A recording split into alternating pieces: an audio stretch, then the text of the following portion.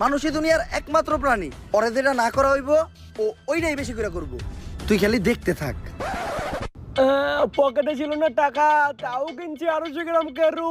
বাসায় যেয়ে শুরু করে দেবো জয় গুরু। কিরে এনে আবার কি লেখা? সাবধান কেউ খাবেন না। তোর মারে বাপ, কেরু খাই এই হজম করে লাই, আর এটা তো কোন লেয়ার। আজকে আর কেরু খামু না, আজকে এইটাই খামু। জয় গুরু, তোমার নামেই করলাম শুরু। আমারে খাইতে না করে।